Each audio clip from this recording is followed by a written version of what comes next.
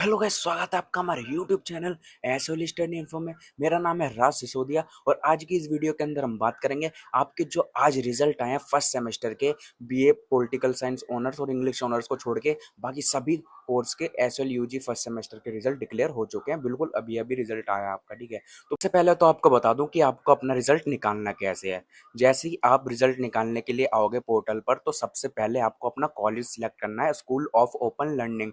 वो वाला कॉलेज आपको सिलेक्ट नहीं करना है जिसके अंदर आप एग्जाम दे के आए हो। आपको सिर्फ स्कूल ऑफ ओपन लर्निंग वहाँ पे सिलेक्ट करना है। उसके बाद अपना एग्जाम रोल नंबर डालना है और उसके बाद अपनी डेट ऑफ बर्थ डालनी है। कैप्चा डालोगे तो सबमिट करते के साथ ही आपका रिजल्ट निकल जाएगा, ठीक है। बहुत सारे स्टूडेंट कंफ्यूज हो चुके हैं कि वो पास हैं या फेल हैं, क्योंकि उसके अंदर कुछ भी नहीं लिखा है ऐसा कि उनको पता चल जाए कि वो पास हैं स्टूडेंट। क्योंकि जो रिजल्ट का सेक्शन है उसके अंदर ब्लैंक दे रखा है।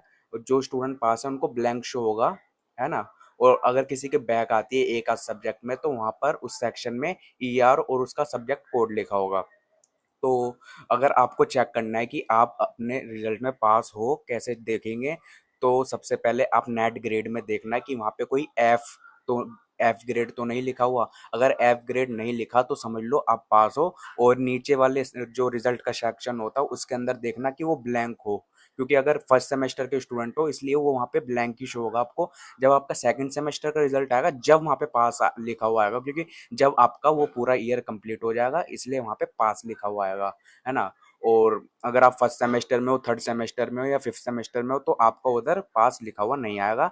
जब आप सेमेस्टर ईयर क्लियर करते हो, कंप्लीट करते हो, जब वहाँ पे आपका पास लिखा हुआ आता है। जैसे second fourth and six semester में पास लिखा हुआ आएगा, फर्स्ट थर्ड फिफ्थ सेमेस्टर में पास नहीं लिखा आएगा। तो अगर आपको देखना आप पास हो तो नेट ग्रेड में देखना, वहाँ पे एफ ग्रेड नहीं होना चाहिए। और रिजल्ट के सेक्शन में वो ब्लैंक होना चाहिए। फर्स्ट थर्ड और फिफ्थ सेमेस्टर के स्टूडेंट को बता रहा हूँ। और अगर आप सेकंड फोर्थ सिक्स सेमेस्टर के स्टूडेंट है तो वहाँ पर पास लिखा होगा।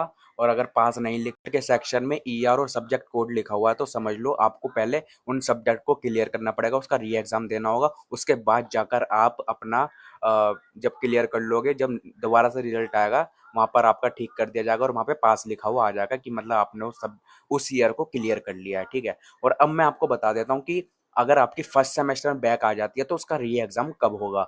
अगर आपकी फर्स्ट सेमेस्टर में बैक आती है तो उसका री एग्जाम थर्ड सेमेस्टर में होगा।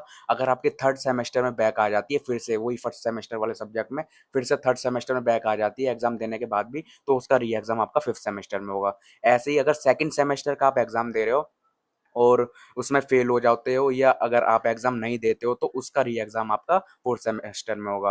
और फोर्थ सेमेस्टर में भी अगर मिस हो गया कोई सब्जेक्ट, अगर फोर्थ सेमेस्टर का ही सब्जेक्ट मिस हो गया, या आप जो सेकंड सेमेस्टर में री एग्जाम देने आए थे वो भी मिस हो गया, नहीं दे पाए या फेल हो गए, तो उसका री एग्जाम आपका सिक्स सेमेस्टर में होगा।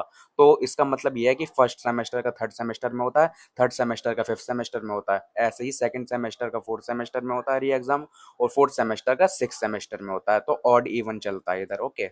और अब आपको मैं बता देता हूँ आपको एच से अपना परसेंटेज कैसे निकालना है। अगर बाय चांस आपकी 6.0 एच आई है तो उसको मल्टीप्लाई कर देना 10 से, तो जो आंसर आएगा आपका वो आपकी एच है। जैसे 6.0 को 10 से मल्टीप्लाई करोगे तो 60% आएगा।